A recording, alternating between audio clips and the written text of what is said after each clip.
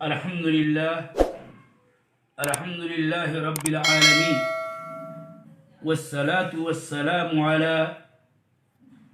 خاتم النبيين محمد وعلى آله وأصحابه أجمعين ومن تبعهم بإحسان إلى يوم الدين أما بعد. درس عقیدہ واسطیہ کا سلسلہ جاری ہے. شیخ الاسلام کی اس عبارت کا پچھلے 2 دروس میں معنی و مطلب واضح کرنے کی کوشش ہوئی کہ بل یؤمنون بأن اللہ لیس کمثلہ شیء وہو السمیع البصیر. اس ضمن میں بات اس پر زیادہ کی گئی کہ لیسا کمثلہ شیء وہو السمیع البصیر جو آیت شورا کا حصہ ہے، یہ اسماء و صفات کے قاعدے ضابطے اور اہم اصولوں میں سے ایک اصل پر مشتمل ہے اور تشریح کرنے کی کوشش کی گئی. میں آج کے درس میں فضیلت الشیخ صالح بن عبدالعزیز بن محمد آل الشیخ کی شرح عقیدہ واسطیہ سے اس آیت پر ان کی بحثوں کا ایک حصہ آپ کو پڑھ کے سنانا چاہتا ہوں بطور ملخص. شیخ محترم حفظہ اللہ فرماتے ہیں کہ اللہ تعالیٰ نے اس آیت میں لیسا کمثلہ شیء کے معنی بعد وہو السمیع البصیر کہا. اس سے یہ ثابت ہوا کہ اللہ تعالیٰ کی صفات میں سے صفت سمع اور صفت بصر ثابت ہو رہا ہے اور اس کے لیے دونوں نام احسن السمیع اور البصیر ثابت ہو رہے ہیں. خصوصیت کے ساتھ اس مقام پر جہاں اللہ تعالی نے اپنی ذات و صفت میں مماثلت یا مثلیت یا تمثیل کی تاکیدی نفی کی ہے، وہاں پر خصوصیت کے ساتھ السمیع اور البصیر فرمایا ہے. اس کی حکمت کیا ہے؟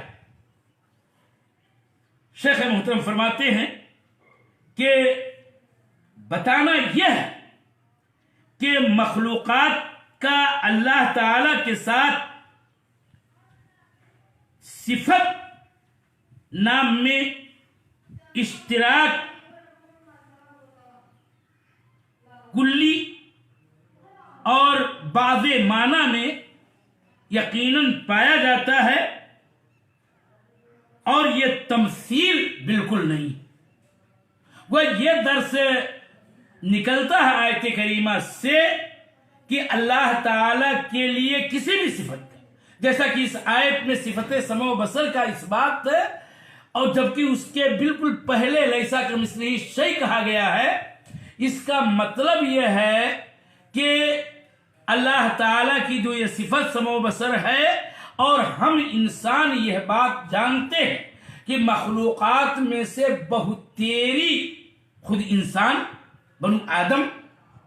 حتیٰ کہ دیگر مخلوقات میں کے حیوانات، طیور، حشرات الارض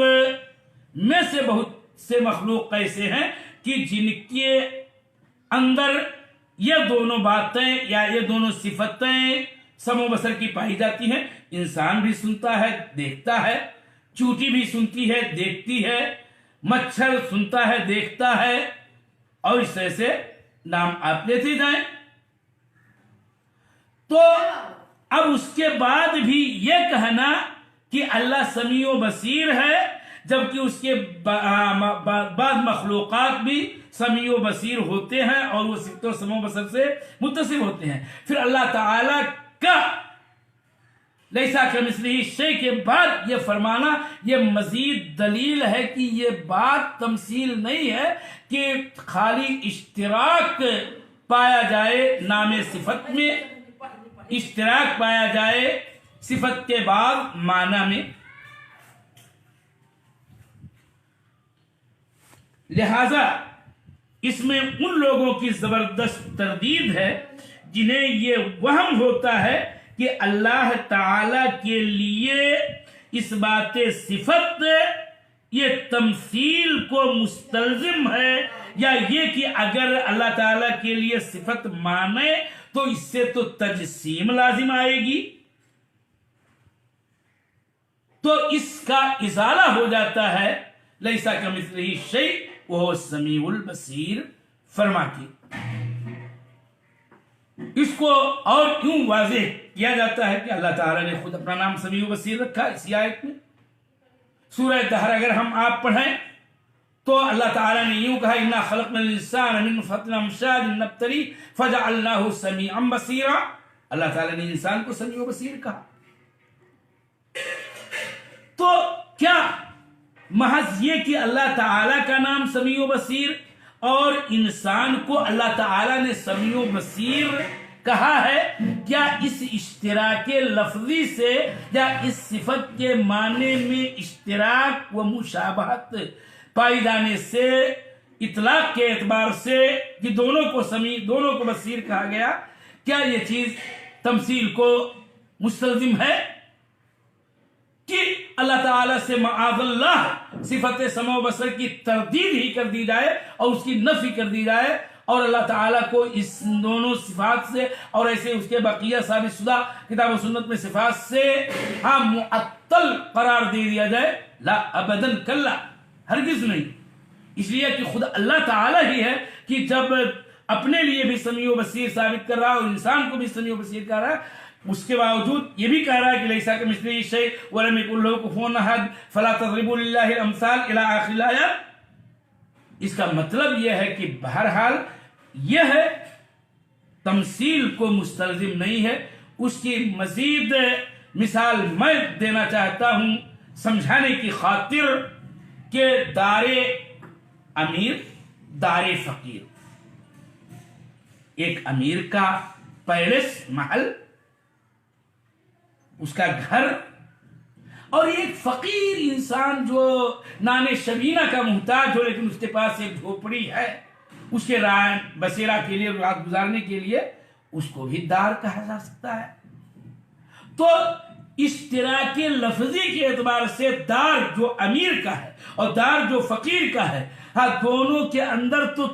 مشابہت یہ لفظی پائی جا رہی ہے، لیکن یہ کون عاقل کہہ سکتا ہے اور مان سکتا ہے کہ دونوں کے اندر تمثیل ہے کہ دار امیر اور دار فقیر محض اس ناطے کی دونوں کے لیے ہم لفظ دار بولتے ہیں، ہاں دونوں کے اندر مماثلت یا تمثیل پائی جاتی ہے؟ کلا، ہرگز نہیں۔ بادشاہ کا گھر ہو سکتا ہے ہیرا جواہرات سے مرصع ہو اور دیگر ساز و سامان تزئین و آرائش سے آراستہ و پیراستہ ہو، جبکہ اس کا گھر ٹوٹے پھوٹے لکڑیوں اور چھپر اور الی آخرہ جو بہت معمولی اشیاء سے بنایا گیا ہے اور اس کی ترکیب پائی گئی ہے۔ تو جب خود بین المخلوق اشتراک لفظی ہونے کے ناطے سے تمثیل نہیں پائی جاتی ہے اور ہم بولتے ہیں کہ یہ امیر کا گھر ہے اور ہم یہ بھی بولتے ہیں کہ یہ فقیر کا گھر ہے، لہٰذا دونوں کے اندر جیسے مماثلت نہیں ہے۔ وَلِلَّهِ الْمَثَلُ الْأَعْلَىٰ، تو اللہ تعالیٰ کے لیے تو مثل اعلیٰ ہے، لہذا اللہ تعالیٰ کا سمیع و بصیر ہونا یہ انسان کے سمیع و بصیر ہونے کے مماثل نہیں، نہ اللہ تعالیٰ کا سمع و بصر انسان کے سمع و بصر کے مماثل ہو سکتا ہے۔ اللہ تعالیٰ کا سمع و بصر اس کی اپنی شان عظمت و کبریائی کے مطابق، اور انسان کا سمع و بصر اس کے شان مخلوقیت، شان فنا، شان احتیاط، شان فقر اور عدم سے وجود میں آنے وغیرہ اور پھر فنا ہو جانے کے اعتبار سے ہے۔ وَشَتَّانَ مَا بَيْنَهُمَا فَالْحَقُّ أَنَّ اللَّهَ تَعَالَى لَيْسَ كَمِثْلِهِ شَيْءٌ لَا فِي ذَاتِهِ وَلَا فِي صِفَاتِهِ۔ اور شیخ نے ایک تنبیہ کی ہے جو میں اہمیت کے پیش نظر آپ کو پڑھ کے جلدی سے سنا دینا چاہتا ہوں کہ تمثیل یہ لفظ تشبیہ سے مختلف ہوتی ہے۔ یہ بحث میں نے اپنے طالب علم کے طور پر میں کہتا ہوں کہ یہ نقطہ شیخ محترم کے ہاں میں نے دیکھا کہ تمثیل تشبیہ سے مختلف ہوتی ہے۔ اس تعلق سے کتاب و سنت میں تمثیل کی تو نفی آئی ہے، لیکن کتاب و سنت میں لفظ تشبیہ یا مشابہت اللہ بخلقہ کی نفی نہیں آئی ہے۔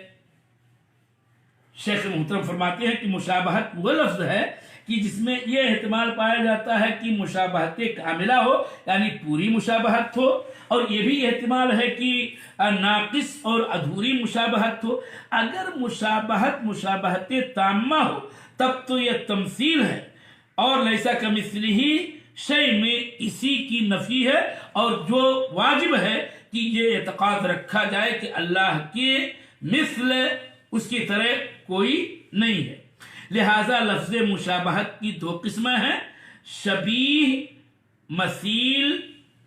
اور مثل کے بالکل عین موافق ہو، اور دوسری قسم یہ ہے کہ شبیہ مثیل اور مثل کے موافق نہ ہو۔ لہذا مشابہت اگر مماثلت کے مکمل طور پر ہمانہ ہو تب تو اس کی نفی کی جائے گی، لیکن مشابہت اشتراک کے معنوی کے معنی میں ہو تو اللہ تعالیٰ نے اس کی نفی نہیں کی ہے۔ اللہ تعالیٰ خود اپنی ذات کے متعلق کہتا ہے مالک یوم الدین، یا حدیث قدسی میں ہے انا الملک انا الدیان، تو اللہ تعالیٰ نے اپنے لیے لفظ ملک ثابت کیا۔ اور عزیز مصر کے بارے میں خود اللہ تعالیٰ نے قرآن پاک سورہ یوسف میں یوں کہا وَقَالَ الْمَلِكُ ائْتُونِي بِهِ، وہ اللہ تعالیٰ کا نام ملک آیا، مالک آیا۔ اسی طرح سے انسانوں میں سے ایک انسان کو اللہ تعالیٰ نے خود ملک سے تعبیر کیا۔ اس سے ثابت ہوتا ہے کہ اشتراک کے لفظی یا بعض صفت کے معنی میں اشتراک لفظی یہ تمثیل و مماثلت نہیں ہے کہ جو منہی عنہ اور منفی عنہ ہے۔ اس کی دلیل یہ ہے کہ اللہ تعالیٰ کا کلام برحق ہے، لہٰذا آیت کریمہ میں مماثلت کی نفی ہے، مشابہت کی نفی نہیں ہے، اللہ کی مشابہت کو مماثلت کے کامل معنی میں مراد لیا جائے۔ لہذا اللہ تعالی نے اپنے لیے ملک ثابت کیا، اللہ تعالی نے ایک انسانی مخلوق کے لیے بھی ملک ثابت کیا، لیکن دونوں میں قطعی طور پر مماثلت نہیں ہے، شتان ما بینہما۔ لہذا ہر صفت جو اللہ تعالیٰ کی صفت ہے اس کے شان شان ہے، اور جو مخلوق کی صفت ہے گرچہ اشتراک لفظی پایا جاتا ہے لیکن وہ اس کے شان اور اس کے حال کے مطابق اور اس کے مناسب ہے۔ تو قصہ کوتاہ انہوں نے لکھا ہے کہ مشابہت بعض معنی میں پائی جاتی ہے اور مشابہت پورے معنی میں پائی جاتی ہے۔ اگر مشابہت پورے معنی میں پوری کیفیت میں پائی جائے تو یہ مماثلت و تمثیل ہے، جو صفات باری تعالیٰ کے باب میں